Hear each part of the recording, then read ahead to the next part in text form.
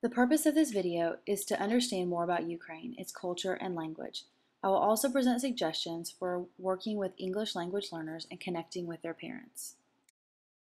Ukraine is an Eastern European country bordered on the west by Poland, Romania, and Moldova, to the north by Belarus, by the Black Sea to the south, and by Russia on the east.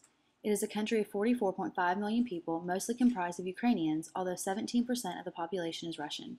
The majority of the population, over 75%, is considered Ukrainian Orthodox, with the remaining percentage of the population made up of Catholic, Protestant, and Jewish, among others. Ukraine's history is long and filled with wars and disputes. In the second half of the 18th century, a large part of Ukraine's land was taken over by the Russian Empire. Ukraine was able to gain a small window of independence after Tsarist Russia collapsed in 1917. Independence was short-lived, however, when Ukraine was once again conquered by the Soviet Union in 1920. During this time period, Ukrainians began to develop their culture and national identity, but under Joseph Stalin's leadership, the government executed a forced famine that killed millions of Ukrainians. During World War II, Ukraine was controlled mostly by Nazi Germany, and the people suffered another 7 million deaths. After the war, Ukraine remained a part of the Soviet Union until its dissolution in 1991. On August 24, 1991, Ukraine declared itself an independent state. Ukrainian was made the official language following independence in 1991. However, Russian is spoken or understood by the majority of the population. While Ukraine was ruled by the Soviet Union, Russian was the language used for education and employment, which contributes still to it being widely understood. Ukrainian differs from English in a number of important ways. Ukrainian uses the Cyrillic alphabet as opposed to the Latin alphabet that English uses. Ukrainian is also a phonetic language, meaning that for the most part, words are pronounced how they are written and spelled how they sound. There is a close correspondence between letters and the sounds they make. This is known as shallow orthography. Unlike English, each letter in Ukrainian represents only one sound, with a few exceptions. Another key difference is that Ukrainian is an inflected language, meaning that nouns, pronouns, and adjectives have prefixes or suffixes called cases. The cases indicate their function in the sentence. Because case endings clearly identify the subject and object in each sentence, word order loses its importance. This is very different from English, in which subject-verb-object order is very important to meaning. Additionally, Ukrainian verb conjugation is more complex than in English. Lastly, Ukrainian and English do not share many cognates, and Ukrainian does not use articles. This slide illustrates the Ukrainian alphabet. Soups, including borscht, are the most common Ukrainian meal, and they are often made from scratch. Other common foods include pierogies, stuffed cabbage and peppers, and homemade bread and cakes. Due to Polish and Russian influences over the years, traditions vary from region to region. But Ukrainians generally value family and health, with work and money being a means to achieve these values. Among lesser values are social responsibility, political participation, and participation in public life.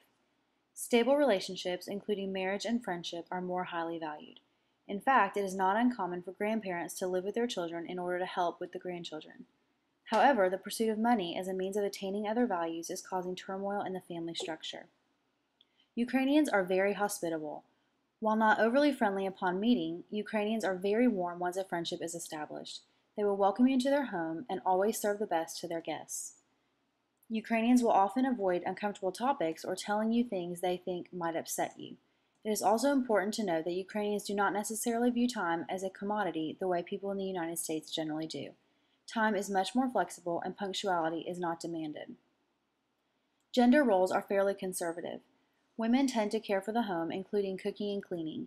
However, in modern Ukraine, many women are part of the workforce, and it is becoming more common, especially in younger married couples, for the husband and wife to both work and share the household responsibilities.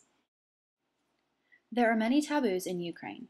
Here are a few: sitting or lying on the floor while in public, wearing shoes in the home, putting your feet up on furniture, putting your thumb between your first and second finger, shaking hands with your gloves on, bringing a bouquet with an even number of flowers, as these are reserved for funerals, shaking hands over a door frame, or handing something to someone over a door frame. School is compulsory from ages 6 to 15. This includes elementary and lower secondary school. If a student wishes to go on to university, what would be considered college here in the United States, they go to upper secondary school from the ages of 15 to 18.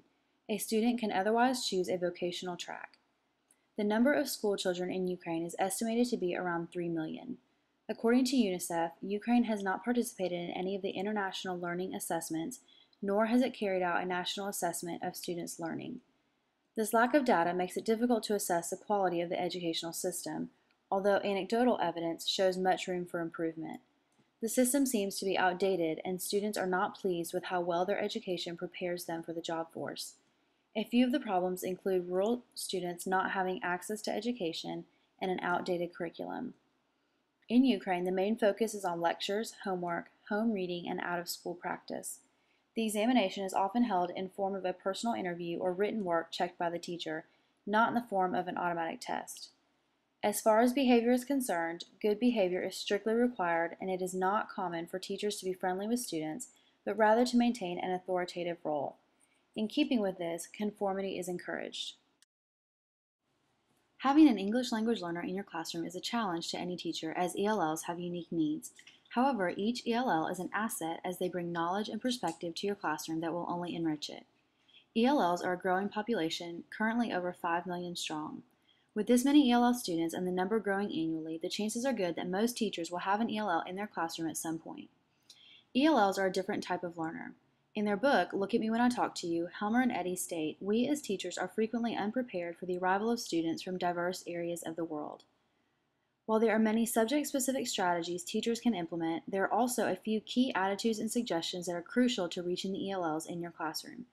First, be aware of the difficulties faced by ELL students. You must know your student and their unique struggles, strengths, and weaknesses. It is also important that teachers respect and value the home language and culture of their ELL students and create a culturally inclusive classroom environment. In his book, How the ELL Brain Learns, David Sousa says it can be difficult for students to feel proud of their cultures if they suffer from low status in the majority culture. It is crucial that teachers go about supporting the home culture and language of the student. If the teacher supports the home language and culture, the student will feel empowered and their affective filter will be lowered. They will be more receptive and ready to learn. The greater the proficiency a child has in the native language, the greater the likelihood of English language acquisition and proficiency. Although it may seem counterintuitive, teachers must remember that maintaining the home language is an important part of the ELL's education. Teachers must also make every effort to create a classroom environment that is culturally inclusive, from the language used to the arrangement of the classroom to the text used and the posters on the wall. At the same time, it is important for the ELL to learn spoken English as well, as it is the foundation for the skills of reading and writing. Therefore, teachers should strive to give ELLs many opportunities to engage in authentic communication. Cooperative learning strategies are a useful tool in accomplishing this goal. In their book, Look at Me When I Talk to You, Helmer and Eddy give some suggestions taken directly from surveys of ELL students. I have adapted the list on these slides. Write things, including homework, on the board. Speak slowly. Don't isolate students to the back of the room. Ask the student to stay for help. Encourage active participation. Review work and write important things on the board. Give extended time for homework. Get to know the student and be friendly. Be patient and do not judge the student by their English proficiency. Check for comprehension and explain difficult vocabulary, along with providing vocabulary sheets with meanings. Teachers must remember that acquiring a language is a complex process that takes years. In fact, ELLs may take 2 years to become fluent in interpersonal communications. Academic language, however, takes far longer, at least 5 to 7 years. Every effort must be made to build bridges with the ELL's home. Teachers should be aware that there are many reasons why parents or guardians might be hesitant to participate in their child's educational process.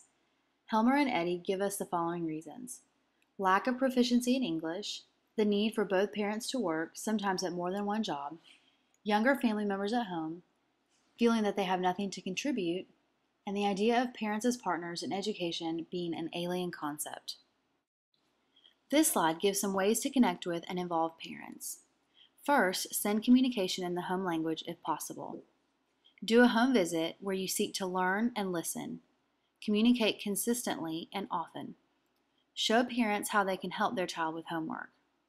Offer ways for parents to volunteer in the classroom without having to speak English. Lastly, show parents that you value the home language. I hope that this video has helped you to understand more about Ukraine and its culture. I also hope that the suggestions for working with your English language learners have been helpful.